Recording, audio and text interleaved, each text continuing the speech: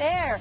Training camp heating up, so Drew Brees brought a snow cone machine to camp today, which I'm sure it is a solid move, and I have no doubt was much appreciated.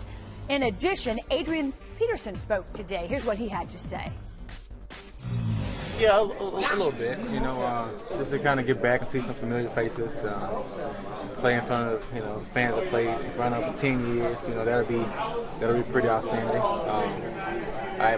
My wife sent me a link yesterday, or 2 days ago, and it was showing my jersey sales, and the New Orleans Saints jersey. This is the leading jersey sale in Minnesota. So it'll be good to get back out in front of them.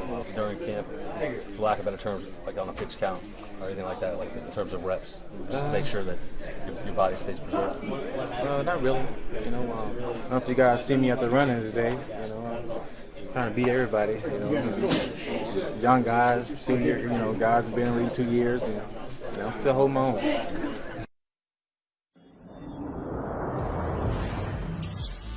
Hello, everybody. Glad you could be with us here for NFL Live. That's how we roll, you know what I'm saying? Give it a shot. I just want to know if You figured out how to play this game yet? Am I guessing for both? No, just you. How many rushing yards do you think you get behind that offensive line? Not a whole Four? lot. 0, negative. Well, what I'm saying? Oh, okay. Right, You can erase that. He hasn't shown you enough? I mean, if you're going to say what you said about Andy Dalton, Joe Flacco hasn't shown you enough? How you don't question me when I'm trying to tell asking you. I was about to have to crush your senior. I know. We're going to do that later. Hey, Tim, I got the ball up high. Reach you all the way down low. He didn't put it on the Twitter. I understand that. Twitter. Well, can he get his Rob Kardashian on? Maybe that's his way for being. Is Marcus on the Twitter? And John Elway does not have the nipple ring. Don't press send. I'm just saying. Send it to your mama. You can keep looking under the table, Brian, but I understand. Excuse you. I'm going to play it really safe here. That is and go with the $1. Oh, we got the toys out, though. You guys going to play nice. We got no gas. Please, come on now.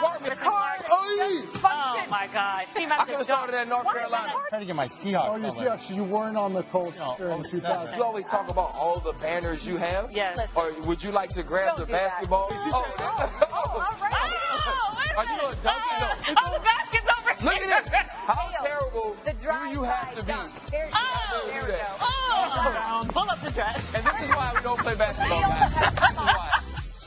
Once again, another boring week here at NFL Live. Where's your basketball game, by the way? Not bad. Better than your highlights. Better than what? Ooh, I know. You know what? I'm not even going to go there. I'm going to let it than- go. Listen, I'm going to give some real news. How about this, okay? Let's digress. Adam Schefter has just tweeted that despite what Jerry Jones had to say, a decision on Ezekiel Elliott is not anticipated today or this weekend. This despite the fact that the league has wrapped up their investigation and we continue to wait to hear what their decision is. You got weekend plans? Big ones? Maybe some basketball. Oh, hoops? Yep. I'll be there. I'm gonna do flashcards. Yeah, you should. We'll see you later.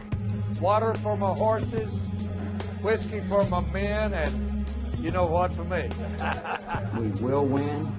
We must win. Winning is what it's all about. A lot of what it was about was the sauce. When it's hot, burn the roof of their mouth with it. Jerry's a gregarious guy. Jerry, the incredible Mr. Jones. Yeah, I'm going to be emotional here. It's going to be a special thing. Touchdown.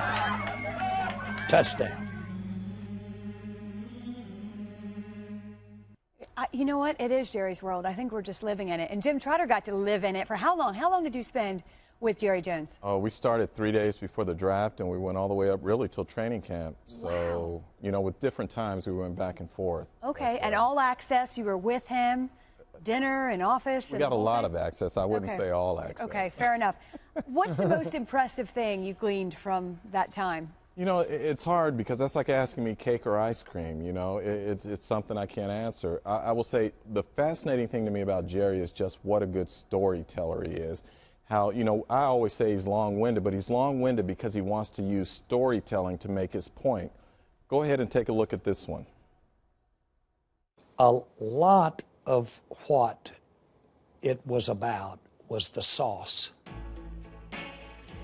I had a guy tell me when I asked him one time, where do you find all of these cooks and chefs for 400 Howard Johnsons that operate 24 hours a day as a restaurant?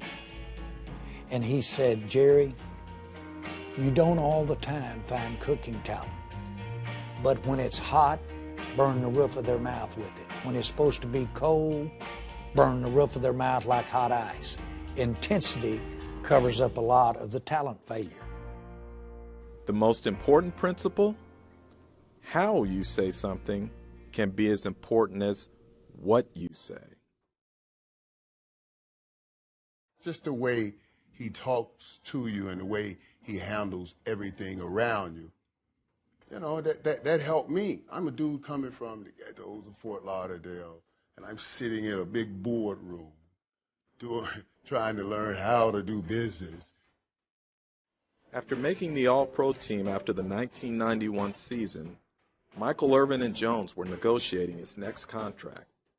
I wanted to become the highest paid receiver, and Jerry Rice was the highest paid at the time. He had come into the office and he said, I just want to look at you face to face and discuss how far apart we are. I looked at him and I said, Michael, there's an old West Texas town. It's called El Paso. And Jerry Jones is going through this whole story about something that happened down in El Paso with his family and at this company, and it happened in El Paso. He said, yeah, this happened down in El Paso. Oh, about your offer? El Paso. Like, this dude is crazy. But I was laughing about it. I said, well, so you took me through all of that to tell me no? From a business standpoint, the way he laid no upon me was brilliant. He's such a colorful guy. Love him, not love him, it doesn't matter. I mean, you can't dispute the fact that he's an original. Did anything surprise you? You know, Wendy, there were several things, really. One, I didn't know the depth of how important family is to him. And the roots trace all the way back to North Little Rock, where he grew up, you know, and his family owned a grocery store and they lived above it. And he will tell you that many of the lessons, many of the reasons he does the things that he does today and acts the way that he acts and sells the way that he sells is based on lessons he learned at that dinner table listening to his parents who were entrepreneurs owning their own store. And so the theme throughout this whole piece is I go back and I watch him relate to people and I watch him do business deals and all these different things. Goes back to that, how you connect with people and what he learned at that dinner table as a young boy in North Little Rock. One of the things he does do and has done consistently through his career as the owner of the Cowboys is that whole sliding scale, that risk-reward in terms of questionable character or other things that may take place. We see that a little bit now with Ezekiel Elliott. You know, there's some smoke. You know, we'll see what happens. But what strikes you about that?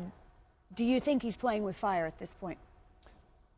I mean, listen, they need to clean it up down there a little bit. But with that being said, I don't think that they're doing anything that other teams aren't doing in terms of allowing players to be who they can afford to be, essentially. I mean, the more talented you are, the more leeway you have. And that's probably the case for all 32 teams. The thing that strikes me quite a bit about him is that he gets so much criticism about Jerry, the GM, but their teams are always loaded with talent. Loaded with talent. To me, that's never really been the issue for them.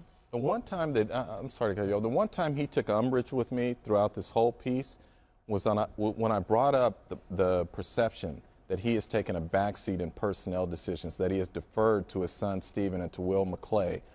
And Jerry let me know in his own firm way, I still call the shots here. So for all those folks who think he's not involved, he's involved. I think whenever there's been a player to talk about, like, where could this guy get traded or where would a possible landing spot be for that player, Dallas always comes up. And it's because of Jerry Jones. It's almost like he owns the team the way a normal NFL fan would own a team. Like if a normal NFL fan would be like there were trade rumors this offseason about Richard Sherman.